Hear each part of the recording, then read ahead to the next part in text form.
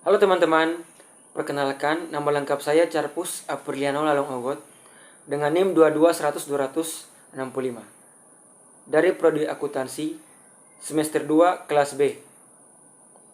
Di sini saya akan mempresentasikan tentang analisa saya mengenai kasus pelanggaran rekayasa laporan keuangan oleh PT Dutasari Citra Laras terhadap etika profesi akuntansi. Seorang akuntan harus memiliki sikap profesionalisme dalam menjalankan tugasnya serta dilengkapi dengan pemahaman mengenai kode etik profesi. Prinsip-prinsip etika profesi akuntansi terdiri dari tanggung jawab profesi, kepentingan publik, integritas, objektivitas, kompetensi, kehati-hatian profesional, kerahasiaan, perilaku profesional, dan sesuai dengan standar teknis. Dalam prinsip etika profesi akuntansi, skandal yang bertentangan dengan kode etik merupakan masalah yang besar. Meskipun memiliki etika yang harus dipatuhi, beberapa pelanggaran etika yang dilakukan oleh akuntan masih saja ada, baik akuntan publik, akuntan internal, maupun akuntan pemerintah tetap. Banyak faktor yang menjadi penyebab pelanggaran terhadap etika profesi seperti adanya kebutuhan individu, tidak adanya pedoman, lingkungan yang tidak etis, dan perilaku dari komunitas. Di Indonesia, pelanggaran-pelanggaran terhadap etika profesi masih saja ditemukan.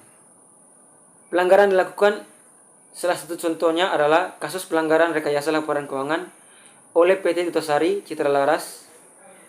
Pelanggaran dilakukan oleh PT Dutasari Citra Laras berupa penghindaran pajak sebesar 40 miliar rupiah.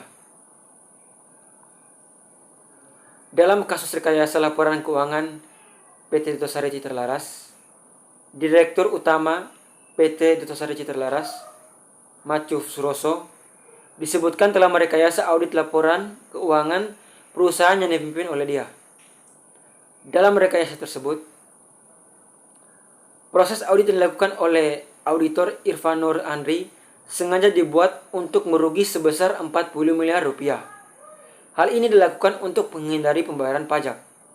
Padahal, dalam hasil audit sebenarnya, PT Dutasari Citra Laras meraup untung sebesar 28 miliar rupiah.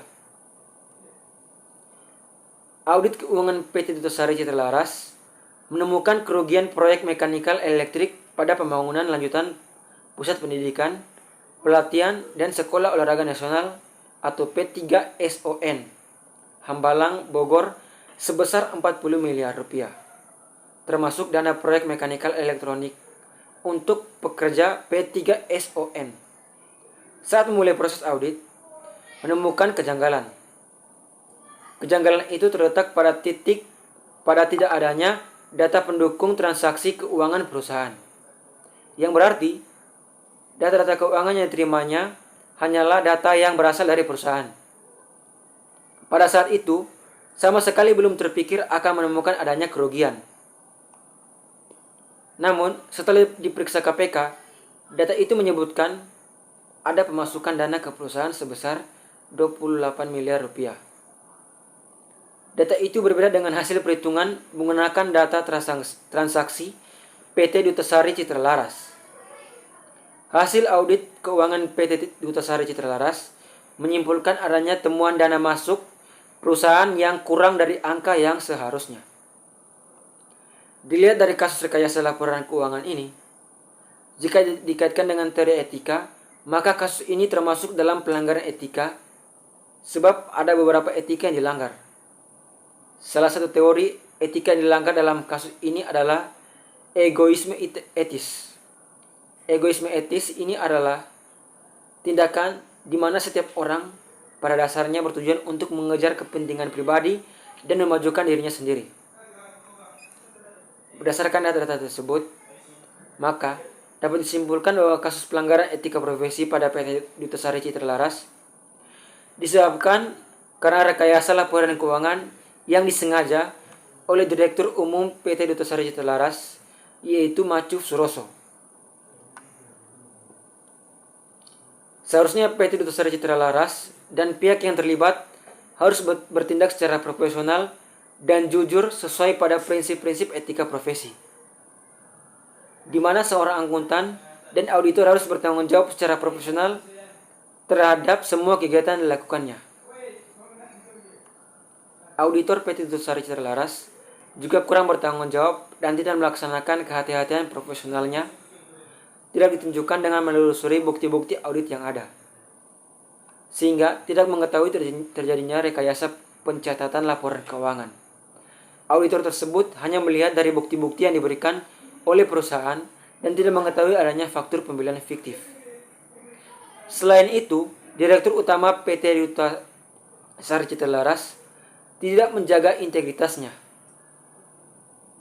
tidak berperilaku secara profesional dan tidak objektif karena telah melakukan manipulasi laporan keuangan. Kasus ini juga berkaitan dengan masalah pelanggaran prinsip-prinsip kode etik profesi akuntansi. Rekayasa laporan keuangan PT Duta Sari Citra Laras dalam kasus ini merupakan suatu bentuk penipuan yang dapat merugikan negara dan stakeholder lainnya.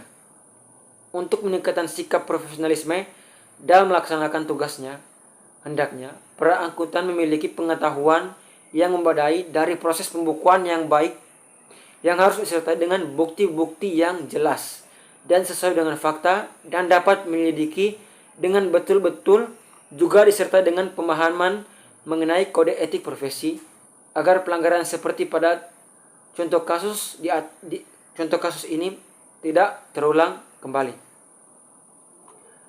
Demikian presentasi dari saya. Mohon maaf bila ada salah kata atau kalimat. Terima kasih. Sampai jumpa.